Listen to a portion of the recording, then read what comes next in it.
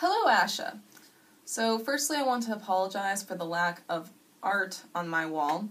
We had room checks the other day, and I didn't pass because I had been using blue tack to stick up my posters, and apparently they don't allow that.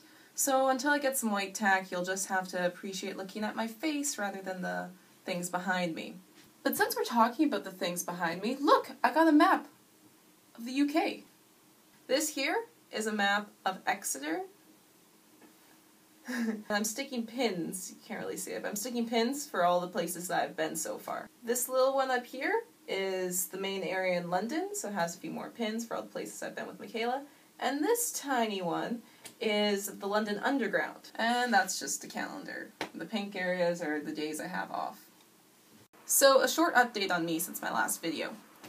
I visited Bath with some friends. Bath was great, but I'm sorry that I don't have too much footage other than this frolicking in the leaves at Bath Circus.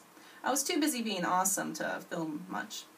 Traffic circles here are called circuses, which I think is silly and great because you get to say things like, take the Piccadilly Circus line to Cockfosters, which is the train line Michaela and I actually took while we were in London. Going to Bath also included my first experience being on a train in England, and I can say that it was magical.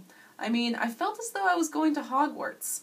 I also celebrated my first Guy Fawkes Day. I celebrated by watching V for Vendetta and watching fireworks from the comfort of my own room.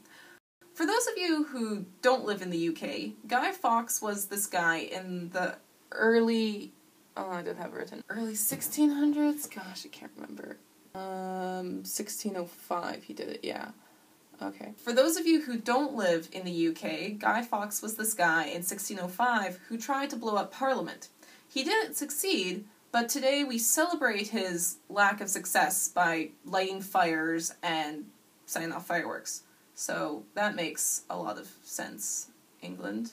I also joined the Archery Society, and after having gone for a few weeks, I decided to try out for Archery Squad, which is the more intense side of archery, and they're the actual university team that goes out and competes against other people. I actually got into Archery Squad, which was pretty awesome and pretty intense, so that means that I can go off and do competitions. The first competition is actually going to be next week, and we're hosting it. Unfortunately, I'm not going to be able to make it, because before I even tried out for Archery Squad, I bought tickets to go see Cardiff with some friends of mine. So next weekend I'll be going to Cardiff, which is pretty exciting because I didn't even put two and two together and realize that Cardiff is the place where they film a lot of Doctor Who and Torchwood. Also, next Saturday is the 23rd, so for all the Whovians out there, you know that the 50th anniversary special is being released on the 23rd. So I won't actually have access to a TV that day, so I won't even be able to see the 50th because I will be in Cardiff that day. But I expect that there will be a lot of Whovians out and about. Ali recently visited the UK, and she posted something on Facebook that I feel really summarizes what the UK is to a Canadian. She said that being in the UK is like being in a strange version of Canada. And living here, I can only agree with her. Everything is exactly the same, but with a slight twist. Everybody speaks the same language, but they have a British accent. Everybody eats the same foods, but they call it something different than what we do. And they also have a different packaging. Canadian side note here. It actually takes a lot of getting used to when you're in the grocery store and you pick up a can of beans or whatever, and you flip it around and you don't see the same label in French. There's also the weather that you have to get used to, because back home in Canada, it's already snowing. But here it feels like you're still in fall. It's just like you're in a perpetual autumn. It's not like autumn back home, where you get about a week of pretty colors and nice weather, and then about a month of dead things and nothing growing while you're waiting for snow to come around to put a nice white blanket over everything. No, it's been a solid month of pretty colors and leaves falling, and it's just starting to get cold. And we haven't even had frost yet. When I first got here, I started working on a list of things that were different here than in Canada. I've slowly been adding to this list, and I finally think that it's long enough that I'll have enough things to talk about to make a video. So let's see how fast I can do these, and go! The sidewalk is the pavement. Chips are crisps. Underwear are pants.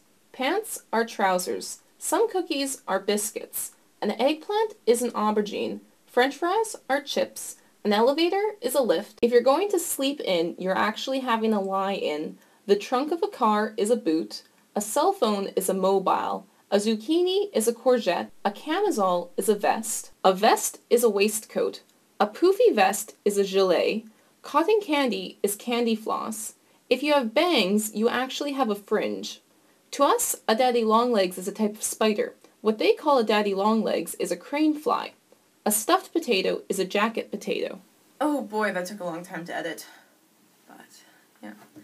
Now I just need to think of some way to wrap this up really nicely. Wrap it up, wrap it up, wrap it up.